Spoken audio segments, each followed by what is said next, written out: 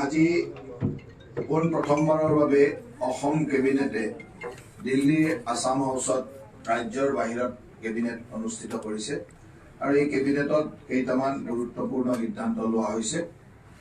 প্ৰথম সিদ্ধান্তটো হ'ল যে আমি অহা 2023 চনৰ যিখন হলিডে লিষ্ট, এই হলিডে লিষ্টখন আজি আমি কেবিনেটে এপ্ৰুভ কৰিছোঁ। তাত গেজেটেড হলিডে 38 ডেজ, 38টা দিন গেজেটেড হলিডে, ৰেষ্ট্ৰিক্টেড হলিডে 30 দিন আৰু হাফ হলিডে 2 দিন।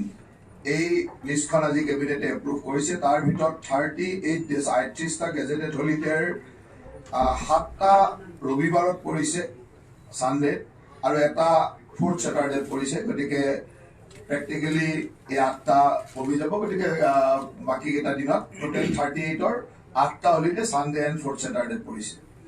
আৰু ঠিক তেনেদৰে প্ৰত্যেক এমপ্লয়ে আগৰ বছৰবিলাকৰ ধৰি দুটাকৈ ৰেষ্ট্ৰিক্টেড হলিডে ল'ব পাৰিব আৰু প্ৰত্যেক জিলাই এটাকৈ তেওঁলোকৰ এৰিয়াত লোকেল হলিডে দিব পাৰে, যিকোনো লোকেল অকেজন লৈ।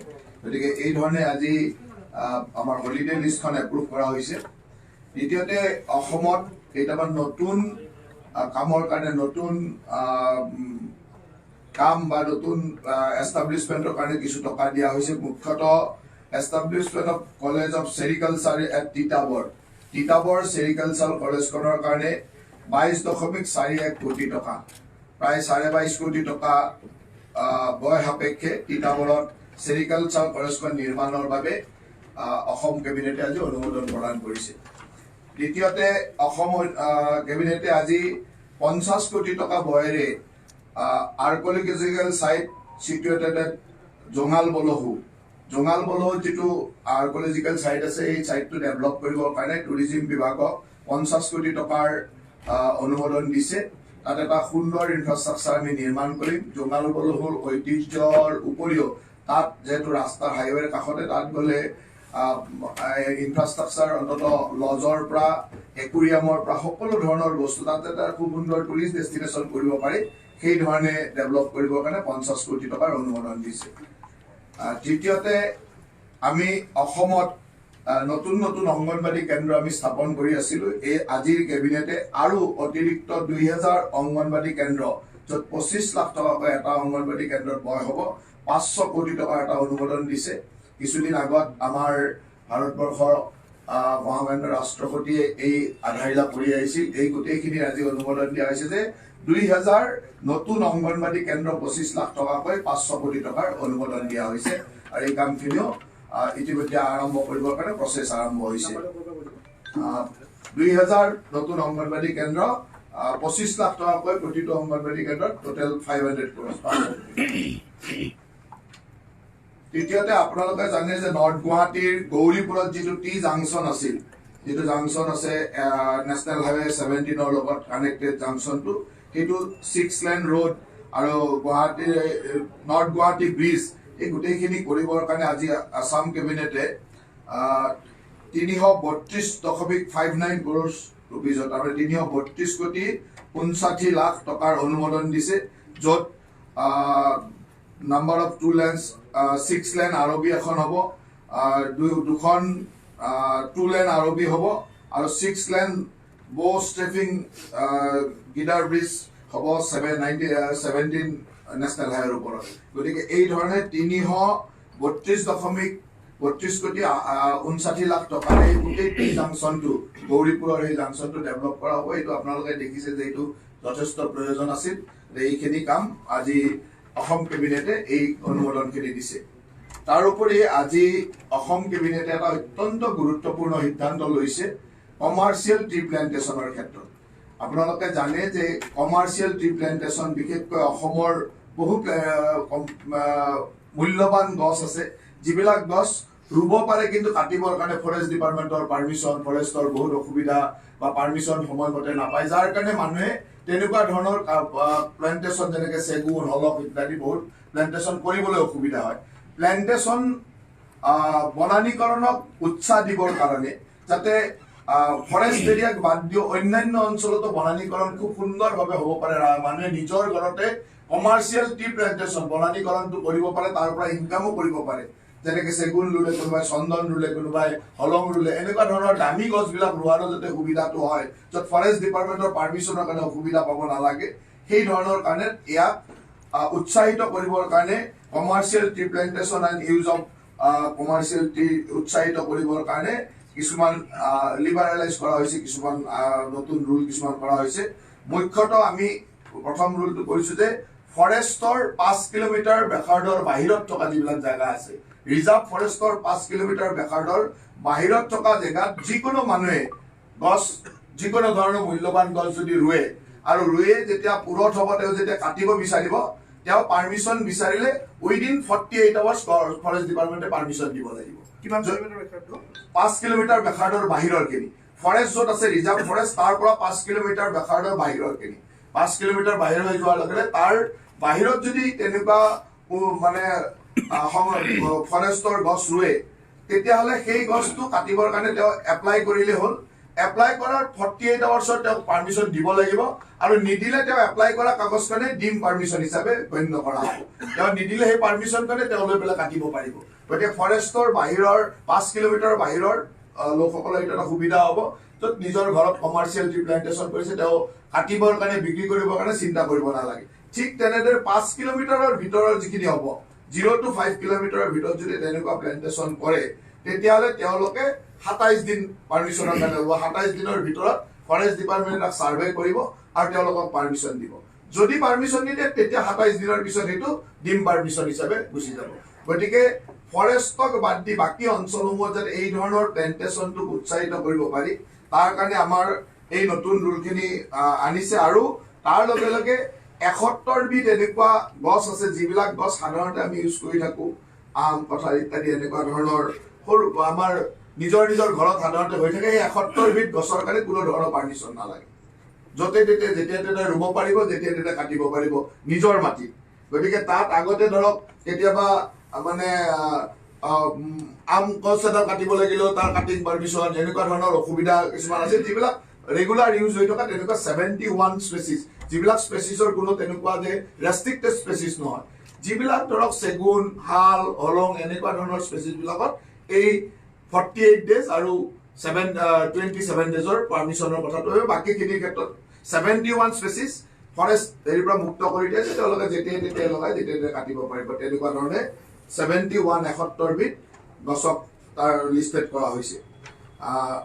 তাৰ লগে লগে আজি কেবিনেটে যোৱা কালি যিটো সীমান্তত ঘটনা ঘটিছে, এই ঘটনাটোত মৃত্যু হোৱা লোকৰ প্ৰতি সমবেদনা জ্ঞাপন কৰিছে আৰু গৰিহণা দিছে যে এই ধৰণৰ ঘটনাটোত আমি সমবেদনা জনাইছোঁ যে এই ধৰণৰ ঘটনা ফৰেষ্ট, পুলিচ, ফৰেষ্ট আৰু লোকেল চিটিজেনৰ মাজত যিটি সংঘাত হৈছিল, এই সংঘাতত মৃত্যুবৰণ কৰা সকলো লোকৰ প্ৰতি আমাৰ কেবিনেটে দুখ প্ৰকাশ কৰিছে যে এনেকুৱা ঘটনা হ'ব নালাগে। আৰু তাৰ লগে লগে অসম কেবিনেটে জাষ্টিছ ৰুমি ফুকনক অনুৰোধ কৰিছে যে অতি সোনকালে এটা জুডিচিয়েল এনকুৱাৰী কৰক, আৰু জুডিচিয়েল এনকুৱাৰী 60 দিনৰ ভিতৰত ৰিপৰ্ট দিয়ক, যাতে কি ধৰণে আমি একশ্যন ল'বলৈ অসম চৰকাৰক ডাইৰেকশ্যন দিয়ক বা এডভাইচ কৰক যে এই ঘটনাটোত 60 দিনৰ ভিতৰতে যে জুডিচিয়েল এনকুৱাৰী কৰি আমাক ৰিপৰ্ট দিয়ে। আৰু জাষ্টিছ ৰুমি ফুকনক আমাৰ কেবিনেটে অনুৰোধ কৰিছে যে তেখেতে এই দায়িত্বটো ল'ব লাগে। আৰু দ্বিতীয়তে কেবিনেটে যিটো পুলিচ ইনভেষ্টিগেশ্যন, মানে যিটো ঘটনা ঘটিলে তাৰ পুলিচ ইনভেষ্টিগেশ্যন কৰিবৰ কাৰণে CBI অৰ্পণ কৰিছে, যে CBI ইয়াৰ পুলিচ ইনভেষ্টিগেশ্যন কৰিব। কাৰণ যিহেতু অসম পুলিচ আৰু মেঘালয় পুলিচ দুখন বেলেগ বেলেগ ষ্টেটৰ পুলিচ আছে, বা ফৰেষ্ট ডিপাৰ্টমেণ্ট বা অন্যান্য লোকেল চিটিজ আছে, ইয়াৰ গোটেই পুলিচ ইনভেষ্টিগেশ্যনটো CBI কৰিবৰ কাৰণে CBI দিবৰ কাৰণে আজি চৰকাৰে সিদ্ধান্ত লৈছে।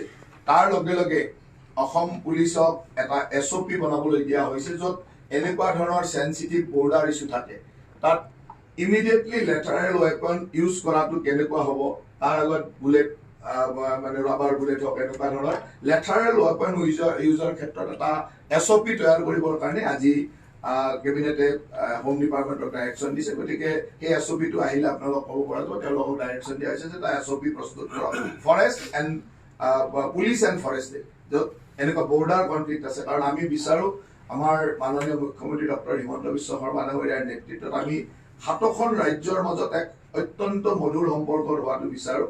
বৰ্ডাৰ ডিস্পিউটসমূহ শেষ কৰিবৰ কাৰণে ইতিমধ্যে বৰ্ডাৰৰ বহুকেইখন সভা কৰি আমি বৰ্ডাৰ ডিস্পিউটবিলাক শেষ কৰি আনিছোঁ। এই সময়ত এনেকুৱা ধৰণৰ ঘটনাই আমাৰ ইয়াত যাতে ক'তো অসুবিধা নকৰে তাৰ কাৰণে অত্যন্ত চিন্তা সহকাৰে কেবিনেটে আলোচনা কৰিছে আৰু সেইকাৰণে তাৰ মৃত্যুত এই লছ অফ লাইফ যি মানুহৰ মৃত্যু হৈছে তাৰ কাৰণে আমি দুখ প্ৰকাশ কৰিছোঁ আৰু লগে লগে আমি ইয়াত জাষ্টিছ ৰুমি ফুকনৰ দ্বাৰা এটা জুডিচিয়েল এনকুৱাৰী কৰক, CBI তাত পুলিচ ইনভেষ্টিগেশ্যন কৰক, তাৰপিছত যি দোষী হ'ব সেই দোষীকে সেই ধৰণৰ শাস্তি বিহিবৰ কাৰণে আমাৰ চৰকাৰ সদায় প্ৰস্তুত থাকিব। গতিকে এই ধৰণৰ গুৰুত্বপূৰ্ণ সিদ্ধান্তকেইটা আজি মুখ্যতঃ লোৱা হৈছে। মই আশা ৰাখিছোঁ যে যদি আপোনালোকৰ কিবা আৰু সুধিব লগা আছে সুধিব পাৰে, কিন্তু মই মোটামুটি আজিৰ কেবিনেটৰ এইকেইটাই মোৰ সিদ্ধান্ত।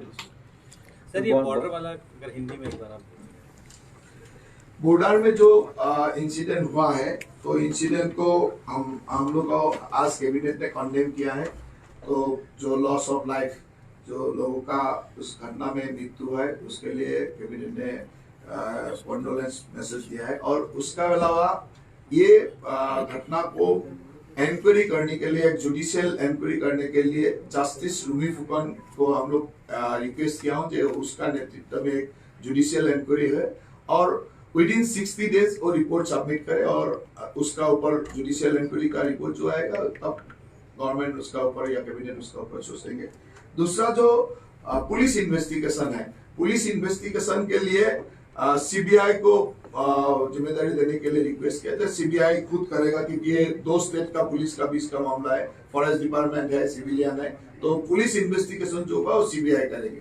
और दूसरा आज कैबिनेट ने होम डिपार्टमेंट को डायरेक्शन दिया है, जो home department and forest department दोनों डिपार्टमेंट में ये ऐसा जब बॉर्डर सेंसिटिव इशू होता है, कोई सिविलियन या तो पुलिस फॉरेस्ट का जो इश्यूज होता है, तब इमीडिएटली लेटरल वेपन्स यूज का एक SOP निकाले, वो weapons immediately lateral weapons use करे, ऐसा इंसिडेंट ना अगर पहले रोबार बुलेट करे, ऐसा जो भी है वो लोग SOP निकालेंगे। इसके SOP निकालने के लिए एक डायरेक्शन होम डिपार्टमेंट को दिया है और फॉरेस्ट डिपार्टमेंट को दिया है।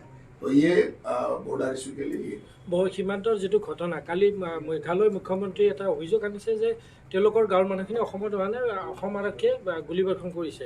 তাৰপিছত মোৰ প্ৰশ্নটো সেইকাৰণে অসমত আছে, তাৰপিছত এনকুৱাৰী প্ৰক্ৰিয়াটো এটা বেলেগ এনকুৱাৰী কৰিব, তদন্ত হ'ব, কি হৈ হ'ব, কিন্তু তাৰ সমান্তৰালকৈ এটা একশ্যন লোৱা আছে অসম চৰকাৰৰ তৰফৰ পৰা। পুলিচ বিষয়াক সাসপেন্ড কৰা হৈছে, নিলম্বন কৰা হৈছে। এই গোটেই বিষয়টো এই গোটেই কথাটো এটা কথা যেহেতু সীমান্তৰ কথা অত্যন্ত স্পৰ্শকাতৰ বিষয়, ইয়াত আমি অভিযোগ প্ৰতি অভিযোগ কৰিব খোজা নাই। আমাৰ কথাটো স্পষ্ট যে আমি কাকো অভিযোগ প্ৰতি অভিযোগ কৰিব খোজা নাই। আমাৰ তাত যিখিনি ৰিপৰ্ট আহিছে সেইখিনি ৰিপৰ্টৰ এটা ভিত্তিক ৰিপৰ্ট আহিছে, তাত কি হৈছিল, গাড়ীখন কেনেকৈ ধৰা হৈছিল, পুলিচৰ কাঠ আছিল, এনেকুৱা ধৰণৰ ৰিপৰ্ট এটা আহিছে। গতিকে আমি তাত বহুত বেছি অভিযোগ প্ৰতি অভিযোগলৈকে নগৈ এতিয়া আমাৰ চৰকাৰে যিখিনি ব্যৱস্থা ল'ব লগা হৈছে ল'লে, তাৰ উপৰি আমি ইমিডিয়েটলি এটা জুডিচিয়েল এনকুৱাৰী কৰিব দিছোঁ যাতে 60 ডেজৰ ভিতৰত জুডিচিয়েল এনকুৱাৰী এজন জাষ্টিছ ৰুমি ফুকনৰ নেতৃত্বত জুডিচিয়েল এনকুৱাৰী এটা হওক আৰু এই এনকুৱাৰী যি ৰিপৰ্ট দিব আমি গভৰ্ণমেণ্টে সেই ধৰণে আগবাঢ়ি যাম। ছেকেণ্ড, গোটেই পুলিচ ইনভেষ্টিগেশ্যনটো CBI দিব বিচাৰিছোঁ। গতিকে আমাৰ কথা হ'ল যে যেহেতু আমাৰ এটা সুমধুৰ সম্পৰ্ক আছে অসম মেঘালয়ৰ মাজত, গতিকে আমি ইজনে সিজনক অভিযোগ প্ৰতি অভিযোগেৰে সেই সম্পৰ্কটোৰ বিনষ্ট হোৱাটো নিবিচাৰোঁ বা এই ধৰণৰ অভিযোগ প্ৰতি অভিযোগৰ মাজত বিতৰ্কৰ মাজলৈ যাব বিচৰা নাই।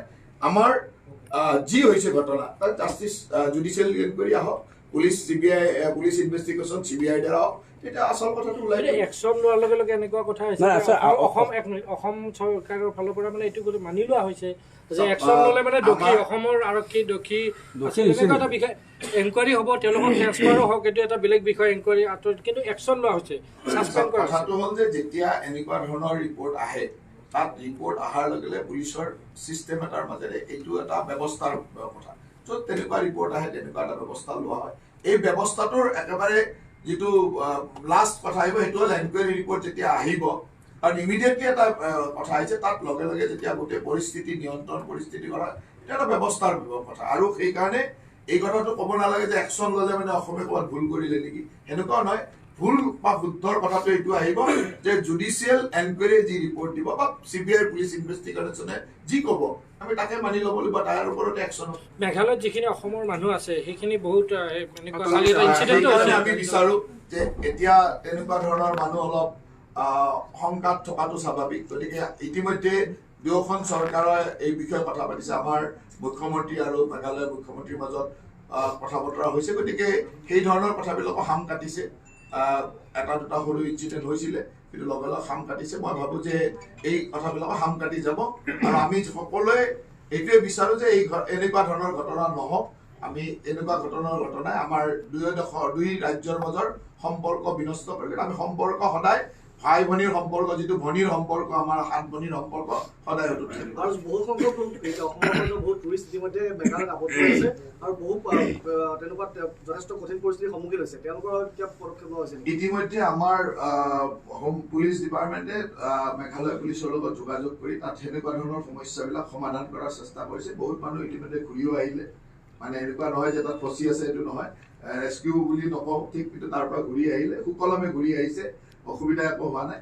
এটা দুটা সৰু সৰু ইনচিডেণ্ট হৈছিল, সেইখিনিকো এতিয়া সেইটো আজি ৰাতিপুৱালৈকে, গতিকে আজি পিছবেলা বা এতিয়া তেনেকুৱা কোনো খবৰ নাই। আৰু মই ভাবোঁ যে এইটো সাম কাটিব, আৰু সাম কাটি গৈছে। মেঘালয় পুলিচ আৰু অসম পুলিচে দুয়োটাই খুব ধনাত্মক পদক্ষেপ গ্ৰহণ কৰিছে।